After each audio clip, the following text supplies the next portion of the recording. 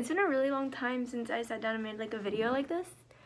But I really felt like it today. So I have like 20 minutes before my next class. So I think I will. For like the past, it's November, for the past like 3 months, thought a lot about the idea of kind of like adulthood, decision making, and like optimization, like particularly optimization in like all these decisions as you're starting to make them for the first time on your own.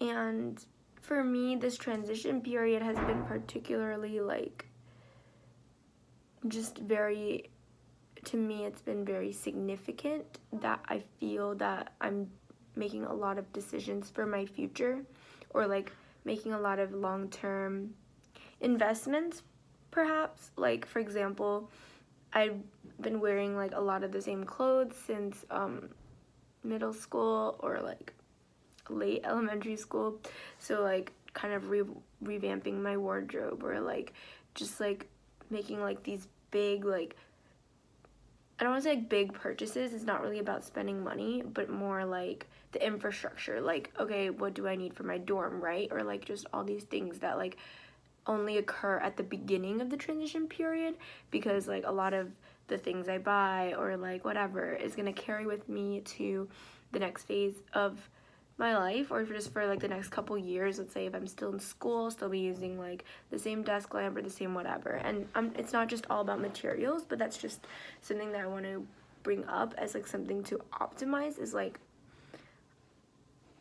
since it's at a crucial juncture where you kind of feel like you have the capacity to make different decisions, and it's the first time you can use like this sensitivity to really think about the decisions you're making. And to me, that is very paralyzing. I have to make like a ton of decisions all the time. I was living on my own for a month over the summer, and it just really crystallized this to me, like just really having to optimize like every aspect of my life. And for me, like wardrobe became like one of those aspects, but by far not like the last.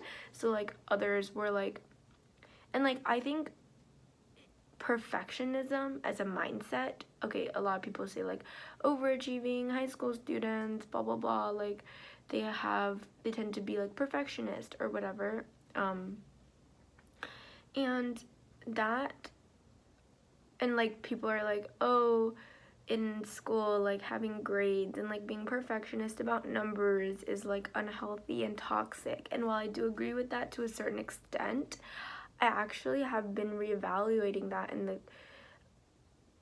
the concept of like, what about perfectionism in the real world? And I think that the effects of that can be even more pernicious. Like I've just been thinking about it, and like thinking about, for example, weight, or like food, like how much you eat and stuff like that, like these everyday minute mundane decisions that ultimately carry over and have impact on your everyday life. But not having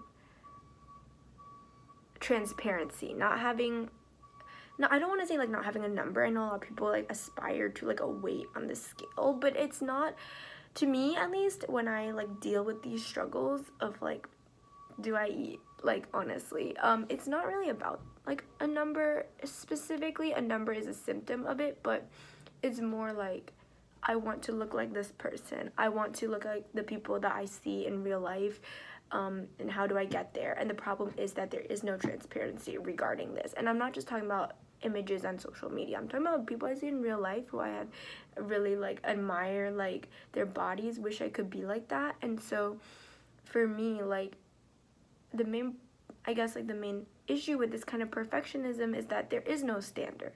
There's no like, not everybody is going around announcing like how they got to be that weight perhaps, and or like even telling you what that weight is, and you won't even know. Obviously it's not like a number on a test. And for me, I think that, at least from my maturity, like throughout high school, like regarding grades on a test, right? Like I can deal with these setbacks and disappointments of like not being the best, not like achieving the perfect score, or like not even being the person with the highest score, because I have been able to weigh some priorities. For example, I'm like, okay, well, I was more dedicated to blank thing than this test, so I understand that it's fair that I'm not getting the highest grade because, you know, I have other priorities. Maybe this person really dedicated themselves to this, so that's okay. I can understand the context of this, and I think that is like an easy justification to make for when it comes to academics, because academics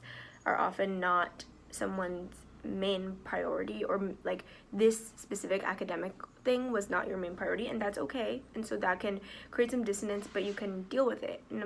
But when it comes to like some things like your body, your weight, like obviously there are factors that are out of your control, but to me, I think that like we are taught and sold this message so constantly of optimization, like just like how do we change ourselves for the better, how do we continue to aspire to a moving target of a standard that's like we keep like, and there's no rule book, of course there's no way to like get there, that's like one size fits all. And so like I think like, I mean like currently my main example is like weight, or like, you know, body image, where I personally think there is no number that encapsulates that. It's not that like if you reach a certain number on the scale you will have that, because I think it also depends on, for example, your muscle mass or stuff like that, and like that's very individualistic. It's like, oh, how many inches is your arm or something. So like I don't know, like I feel like not having a number makes it even more pernicious to want to achieve these standards, because you don't know when to stop. Like you will continuously push yourself to a certain like standard that just in some ways doesn't exist, or since you don't know what it is, it doesn't exist to you. Like you don't know what it actually, like what you're trying to achieve. You, and like it leaves room for dysmorphia is what I'm really trying to say, is like, you know, like it's so subjective that you can convince yourself you're not there yet. And I think that creates such a just a toxic like lifestyle. Like I don't really know how to put this, but I just don't know, because I just think that in every aspect of my life I'm told to optimize it for the better, and I don't know if that's like, part of me wants to connect that to like Silicon Valley culture, like this idea of engineering like your best life, which I think is very, very prevalent.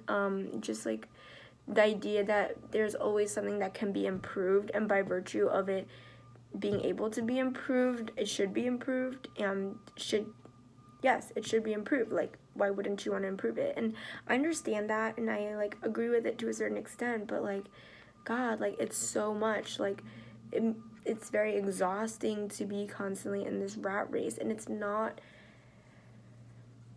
I'm not saying like we shouldn't improve ourselves or we shouldn't grow, but this rhetoric of optimization of like every part of your life, like I don't know, like I think it's too much. Like I think it really,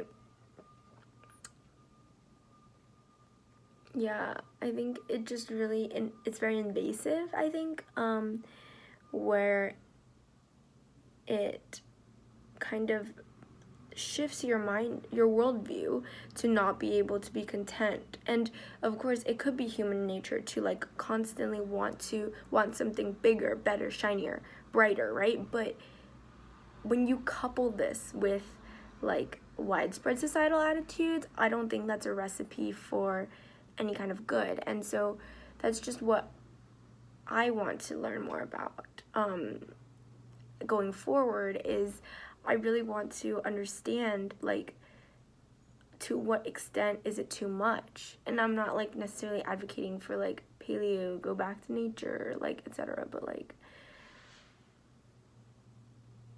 how much is too much? We don't know. We really don't know. And like, I just feel like it's so toxic and harmful to constantly advocate some notion of personal betterment, self-help, self-improvement, where there is no standard. And the only metric that you can gauge yourself is by your own unreliable narratorship. Like, then what's the point of it? It's like, perhaps like meditation, reflection, like self-reflection can like really help you center yourself and take stock of what you need. And if so, I'm all for that. But I don't necessarily know if that's possible. I just don't know that like it's really possible to be like super content where you are, especially given like when we're constantly being sold things and just kind of subjected to this societal framework. Like, and it sounds like I'm like pushing all the responsibility onto society, which I don't necessarily want to do, but I do think that there is a narrative that is creating this mindset in young people today, and I don't think that it's helpful, and I think that we need to reevaluate that more because it is actively harmful to, you know, like our outlook. Yeah, so that's all. I gotta run for class. Bye.